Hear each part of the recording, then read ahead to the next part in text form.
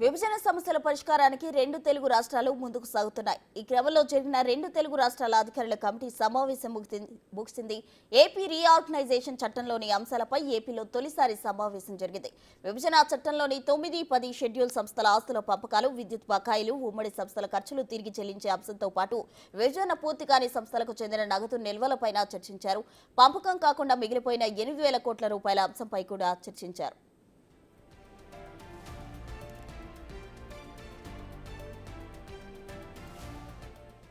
ఈ ఏడాది జూలై 5న తెలుగు రాష్ట్రాల సీఎంలు చంద్రబాబు, రేవంత్ రెడ్డి హైదరాబాద్లోని ప్రజాభవన్ వేదికగా భేటీ అయ్యారు. ఇద్దరు సీఎంల భేటీలో పలు కీలక అంశాలపై చర్చించారు. విభజనకు సంబంధించి అపరిష్కృతంగా ఉన్న అంశాలపై మాట్లాడారు. ప్రధానంగా షెడ్యూల్ 9, 10లో ఉన్న సంస్థల విభజనపై చర్చించారు. విద్యుత్ సంస్థలకు సంబంధించి రెండు రాష్ట్రాల మధ్య బకాయిలపై చర్చించారు.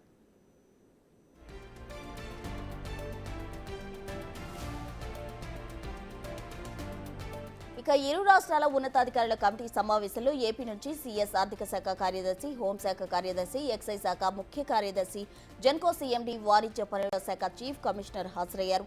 తెలంగాణ నుంచి సీఎస్ ఆర్థిక హోంశాఖ ప్రత్యేక ప్రధాన కార్యదర్శులు తదితరులు హాజరయ్యారు.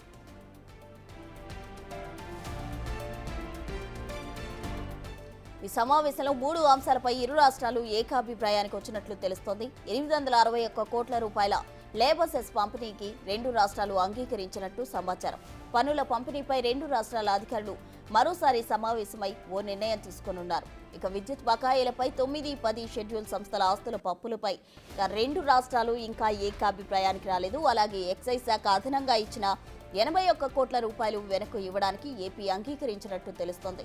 డ్రగ్స్ నివారణకు రెండు రాష్ట్రాల పోలీస్, ఎక్సైజ్ అధికారులతో కమిటీ వేసేందుకు నిర్ణయించాయి. ఇక ఉద్యోగుల విభజనపై చాలాసేపు చర్చ జరిగినప్పటికీ ఇంకా ఎలాంటి నిర్ణయం తీసుకోలేదు.